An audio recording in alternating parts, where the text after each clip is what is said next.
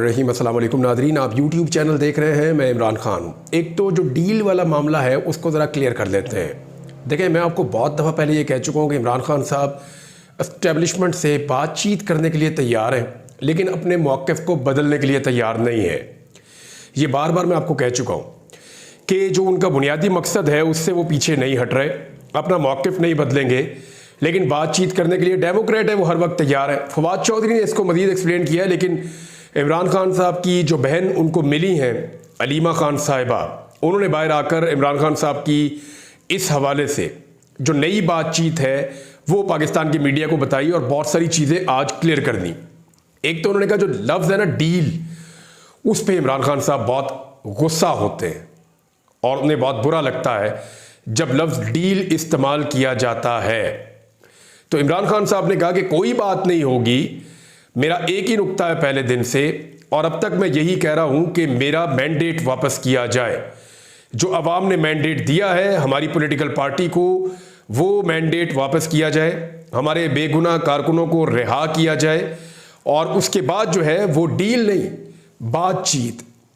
उन्होंने जोर देते हुए कहा कि इमरान खान ने कहा कि डील नहीं बातचीत की जा सकती है। और जो सियासतदान होते हैं, जो जमहूरियत पसंद होते हैं या डेमोक्रेट्स होते हैं, वो बातचीत ही करते हैं, वो हथियार तो उठाते नहीं हैं। उनके पास यही एक रास्ता होता है कि डायलॉग के ज़रिए से वो दुनिया को आगे बढ़ाना चाहते हैं। अगर डायलॉग्स ना होते तो पूरी दुनिया में सियासतदानों की ज़रूरत ही ना होती, फिर सारे लोग अपनी अपनी फ़ौज बनाते, जिसके बाद ताकत होती वो अपनी बात मनवा लेता। तो एक्चुअली डायलॉग वो चीज़ है जिसकी वजह से दुनिया में अमन रहता है और दुनिया आगे बढ़ती है। तो इमरान खान साहब ने कहा जी डायलॉग करने के लिए तैयार हूँ, लेकिन डील का लफ्ज इस्तेमाल ना किया जाए। उन्होंने उसको माइंड किया है, लेकिन बातचीत के लिए भी उनकी शरायत है। उन्होंने कहा जी पहले तो मैंडेट वापस करो ना और उसके बाद फिर जो बेगुनाह कारकुन है उनको रिहा किया जाए। फवाद चौधरी साहब ने इसको मजीद एक्सप्लेन किया है। गो कि अभी वो पाकिस्तान तहरीक इंसाफ का हिस्सा नहीं है, लेकिन मेरे ख्याल में तहरीक इंसाफ इसको जैसे एक्सप्लेन कर सकती थी उससे बेहतर शायद इस वक्त इसको फवाद चौधरी ने एक्सप्लेन किया इस बात को। बहुत सारे अच्छे लोग हैं तहरीक इंसाफ में, बहुत अच्छी एक्सप्लेनेशन देते हैं, बहुत सारी चीज़ें जो है बड़ी क्लैरिटी के साथ लेकर आते हैं, लेकिन फवाद चौधरी की अपनी एक खूबी है। उन्होंने कहा कि अगर बानी पीटीआई इमरान खान ने डील की तो वो शहबाज शरीफ बन जाएंगे। बिल्कुल इसको सिंप्लीफाई कर दिया कि ये शहबाज शरीफ है, ये इमरान खान है। आप सियासी वक़्त देख लेना, शहबाज शरीफ की कुछ भी नहीं है अभी। तो अगर इमरान खान ने भी डील की तो शहबाज शरीफ बन जाएंगे, रबड़ स्टैंप, कुछ नहीं कर सकेंगे। हुकूमत शायद बना भी ले तो इख्तियारात कोई नहीं होंगे और डरे डरे सहमे सहमे फिरेंगे, पब्लिक की सपोर्ट भी नहीं होगी। तो उन्होंने कहा जी कि लाहौर हाई कोर्ट में वो आए थे, उसके बाद वो मीडिया से बातचीत कर रहे थे। उन्होंने कहा शहबाज शरीफ को अब खतरा अपने घर से नहीं बाहर वालों से और उनसे है जो उनको लेकर आए हैं। फवाद चौधरी का कहना था कि पाकिस्तान में जो हालात चल रहे हैं, इतने बहरानों में हमें संभलने की ज़रूरत है। आईन मौजूद है, किसी नए चार्टर की ज़रूरत नहीं है। एक सवाल के जवाब में फवाद चौधरी का कहना था हमारे मुल्क के जजेस एक तारीख रकम कर रहे हैं, पाकिस्तान में एक सोशल चेंज आ चुका है। डील से मुताल्लिक सवाल का जवाब देते हुए उन्होंने कहा कि कोई किसी से डील नहीं कर सकता। सिचुएशन ये ऐसी हो गई, सारे फंस गए, कोई किसी से डील नहीं कर सकता। बानी पीटीआई भी डील नहीं करेंगे। अगर बानी पीटीआई ने डील की तो वो शहबाज शरीफ बन जाएंगे। फवाद चौधरी का कहना था कि राब्ते हर जमात से होने चाहिए, हमें एक दूसरे की बात सुननी चाहिए। और एक बड़ा इंपॉर्टेंट उन्होंने जो जुमला बोला फवाद चौधरी ने, उन्होंने कहा जी कि डील नहीं एंगेजमेंट। डील कुछ और होती है, एंगेजमेंट कुछ और होती है। एंगेजमेंट की जा सकती है, बातचीत का रास्ता खुला रहना चाहिए, लेकिन डील नहीं। लेकिन इमरान खान ने बातचीत के लिए भी, डील तो बहुत दूर की बात है, इमरान खान ने बातचीत के लिए भी जो शराइत रख दी है वो मैंने आपको पढ़ के सुना दी। दो चीज़ें बड़ी क्लियरली उनकी बहन ने बाहर आकर बताई। उन्होंने कहा डील पे तो वो गुस्सा कर रहे हैं, दो चीज़ें बहुत क्लियर है। उन्होंने कहा बातचीत हो सकती है, लेकिन पहले मैंडेट वापस करो, बेगुनाह कारकुनों को रिहाई दो। दूसरी एक खबर जो बहुत अहम है, पाकिस्तान तहरीक इंसाफ ने वाइट पेपर शाया कर दिया है। ये दो अलग अलग पेपर हैं। एक जो है वो एक्सपर्ट वाइट पेपर है, 28 सफ़हात पर मुश्तमिल है, इसमें बहुत सारी तफसीलात लिखी है। दूसरा जो वाइट पेपर है वो 234 सफ़हात के ऊपर मुश्तमिल है। और मैंने जब इस वाइट पेपर को पढ़ा और इसको देखा, अभी इसके ऊपर हम काम कर रहे हैं, इसमें तफसीलात निकाल रहे हैं, इसमें कोई ऐसी चीज़ मुझे नहीं लगा जिसको पाकिस्तान तहरीक इंसाफ ने छोड़ दिया। हर चीज़ को ब्रीफली उन्होंने डिस्कस किया है। यानी किसी भी एक चीज़ के ऊपर अगर वो लिखना चाहते तो 100 सफ़हात लिख सकते थे, लेकिन हर चीज़ को 2-3 सफ़हात के अंदर उन्होंने समअप किया और फिर अगले टॉपिक पे चले गए। लेकिन जो कुछ पाकिस्तान तहरीक इंसाफ के साथ इन इंतखाबात को लेकर हुआ जिस तरह इमरान खान साहब को दीवार से लगाया गया, जो कुछ उनकी पार्टी के साथ किया गया, इसके ऊपर मुझे पूरा एक अलग वीलॉग करना है कि व्हाइट पेपर एक्चुअली आपको समझ आना चाहिए और तहरीक इंसाफ कहना क्या चाहती है उस व्हाइट पेपर में बिल्कुल आसान करके मैं आपके सामने रख दूंगा। लेकिन ये अपने ध्यान में रखें कि बड़ी मेहनत हुई है, प्रोफेशनली इसको हैंडल किया गया है।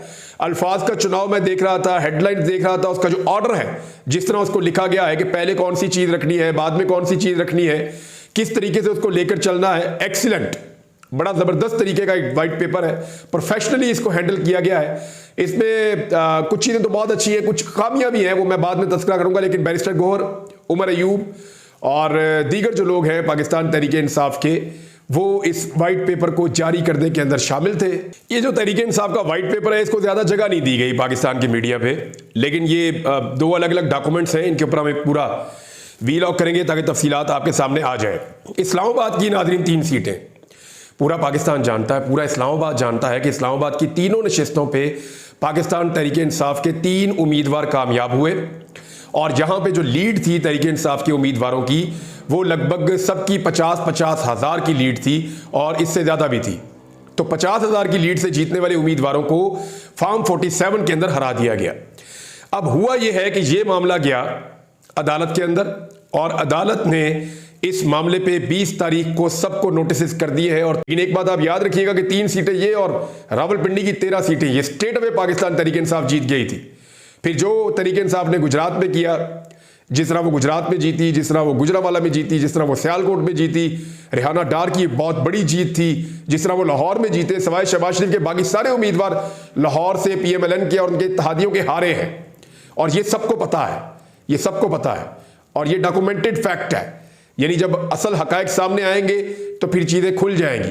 बहरहाल अदालत ने यह रिकॉर्ड मांगा है, देखते हैं कि अब इसके ऊपर क्या होता है और यह मामला कैसे आगे बढ़ता है। पाकिस्तान तहरीक इंसाफ ने एक और काम भी किया कि जो 9 मई वाला मामला है ना, वो इनके गले में फंसा हुआ है और उससे ये निकल नहीं पा रहे। तो 9 मई वाला मामला जो है, बार बार इनको धमकी भी 9 मई की दी जाती है, सारे के सारे 9 मई को कहकर पाकिस्तान तहरीक इंसाफ को दीवार से लगाने की कोशिश करते हैं। जब उनका कारकुन निकलने लगता है तो 9 मई का वावेला करना शुरू हो जाती है पॉलिटिकल पार्टीज। तो तहरीक इंसाफ ने इसके ऊपर 9 मई पर गूगल ड्राइव का एक लिंक शेयर किया है, उसमें वो कुछ फैक्ट्स बता रहे हैं। वो ये कह रहे हैं कि जी ये एक ऑपरेशन टाइप चीज थी और ये पाकिस्तान तहरीक इंसाफ को फंसाने के लिए किया गया और बहुत सारे मासूम और बेगुनाह लोग जेलों में बंद हैं। तो ये जो फैक्ट्स हैं वो 9 मई से रिलेटेड पाकिस्तान तहरीक इंसाफ ने शेयर किए हैं। शहबाज शरीफ का एक और स्टेटमेंट है, ये बड़ा इंटरेस्टिंग स्टेटमेंट है। शहबाज शरीफ ने कहा 1992 का वर्ल्ड कप भी इमरान खान ने नहीं जीता था। यानी ये वो शहबाज शरीफ और वो नवाज शरीफ हैं जो जब इमरान खान साहब वर्ल्ड कप 92 का जीते थे तो उन्हें इनाम इकराम दे रहे थे, उनको बुला बुला कर मिलते थे, उन्हें ये कहते थे कि आप हमारी पॉलिटिकल पार्टी ज्वाइन कर लें, सियासत में आ जाए। और आज ये इमरान खान के फोबिया का इतना ज्यादा शिकार हो गए हैं कि इनको इमरान खान के अलावा कुछ नजर नहीं आता। मैंने पिछले भी व्लॉग में आपको बताया कि इनका बस चले तो हिरोशिमा नागासाकी के धमाके भी इमरान खान पे डाल दें। मैंने आपको बताया था 9/11 भी इमरान खान पे डाल सकते हैं, कोरोना वायरस भी डाल सकते हैं, पहली दूसरी जंग अज़ीम भी डाल सकते हैं, क्योंकि इनको इमरान खान का फोबिया हो गया है। और अब वो ये कह रहे हैं कि दुनिया के जो सारे बुरे काम है वो इमरान खान ने किए और एक भी अच्छा काम इमरान खान ने नहीं किया बकौल इनके। 92 का वर्ल्ड कप भी इमरान खान ने नहीं जीता। तो ये फोबिया है जो शहबाज शरीफ को है। एक वक्त था इनकी भी सियासत होती थी, इनके पीछे भी कारकुन होते थे, एक वक्त था इनका तोती बोलता था, लेकिन फिर ये डीले करना शुरू हो गए और कौम को आहिस्ता आहिस्ता समझ आ गई। जब लोगों के सामने इनका नकाब उतर गया तो अब लोग इनको फॉलो नहीं करते, लोग इनसे प्यार नहीं करते, लोग इन्हें वोट नहीं देना चाहते उतनी बड़ी तादाद में। तो ऐसी सूरत हाल में जिसको लोग देना चाहते हैं वोट, ये उसको अपना दुश्मन समझते हैं और हर चीज उठाकर लाकर उसके कांधों पर फेंकते हैं। अब जो इमरान खान के बदतरीन दुश्मन भी मानते थे कि 1992 का वर्ल्ड कप इमरान खान की एक बहुत बड़ी कामयाबी है, शहबाज शरीफ साहब उसमें भी कह रहे हैं कि वो भी इमरान खान ने नहीं जीता।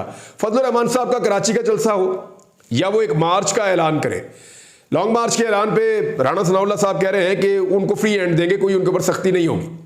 कराची सारे जानते हैं। तो इसीलिए आप देखें, चाहे वो पंजाब में एक्टिविटी करें, चाहे वो सिंध में करें, चाहे वो खैबर पख्तूनख्वा में करें। खैबर पख्तूनख्वा में PTI की हुकूमत है, वो तो खुद एहतजाज की इजाज़तें मांगते फिर रहे हर जगह पे, तो वो तो दे देते हैं इजाज़त। लेकिन सिंध, पंजाब, बलूचिस्तान, हर जगह पे पाकिस्तान तहरीक इंसाफ को रोका जाता है और फजलुर रहमान को इजाज़त दी जाती है। यही फ़र्क है एक पार्टी के स्टेटस को का हिस्सा होने और एक पार्टी के स्टेटस को का हिस्सा ना होने में, क्योंकि दोनों पॉलिटिकल पार्टी एक ही तरह की बात कर रही हैं। धांधली हुई है, हुकूमत गलत बनी है, दो नंबरी है, बेईमानी है, फ्रॉड है, यही बात कर रही है दोनों पॉलिटिकल पार्टीज। हुकूमत गिरा दी जाए, जिसका मैंडेट है उसको दे दिया जाए, या आने वाले दिनों में कहेंगे फ्रेश इलेक्शन करवा लिया जाए, तो मुतालबात भी एक जैसे हैं। लेकिन मामला क्या है, एक पार्टी स्टेटस को की है तो उसको अलाउ करते हैं, दूसरी नहीं है उसको अलाउ नहीं करते। नाज़रीन, किसानों के हवाले से एक और बुरी खबर है कि किसान दुश्मनी जो है वो हुकूमत का ऐसा लगता है खासा बन गई है। कोट अद्दू में एहसानपुर सीड फार्म, इसकी जो 2400 एकड़ आबाद और ज़रखेज़ ज़मीन, इसको काश्तकार हैं जो बेचारे किसान हैं, गरीब किसान, उन्होंने हुकूमत से लेकर इस ज़मीन को काबिल काश्त बनाया था और इस पर बड़ी मेहनत की थी। अच्छा, इसको जो है वो किसानों से लेकर कॉर्पोरेट फार्मिंग स्कीम के तहत छोटे काश्तकारों से लेकर एक बड़ी कंपनी को लीज पर दे दिया गया है। और इस मामले पर उमर अयूब साहब से आकर बेचारे किसान मिले हैं और वो ये कह रहे हैं जी हमारी जो ज़मीन है वो वापस लेकर दी जाए।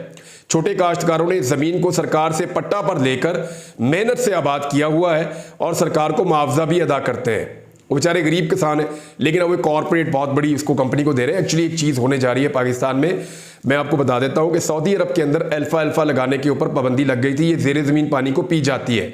ये एक ऐसी फसल है जो घोड़ों को और जो मवेशियों को दी जाती है और इसमें बहुत ज़्यादा प्रोटीन्स होते हैं, बड़ी ज़बरदस्त फसल है, लेकिन ये ज़ेरे ज़मीन पानी को बहुत ज़्यादा ज़ाया करती है। सऊदी अरब में और गल्फ़ में इस पर पाबंदी लग गई। फिर उन्होंने अमेरिका से मुआहदा किया, कुछ और मुल्कों में इन्होंने कोशिश की तो उन मुल्कों ने इनको इजाज़त नहीं दी। अब पाकिस्तान के अंदर कुछ ऐसी कंपनीज हैं जो इस किस्म की फसलें लगाकर ये अल्फा और इस तरह की जो अजनास हैं इनको लगाने के बाद इनको ड्राई करके और इनको पैक करके गल्फ़ ममालिक के अंदर भेज रही हैं। इससे पाकिस्तान के अंदर जो ज़ेरे ज़मीन पानी की सूरत हाल है वो ख़राब हो रही है। तो मुझे लगता है कि शायद ये उसी का एक हिस्सा है। बहरहाल देखते हैं, अब तक के लिए इतने, अपना ख्याल रखिएगा, अपने चैनल का भी। अल्लाह हाफ़िज़।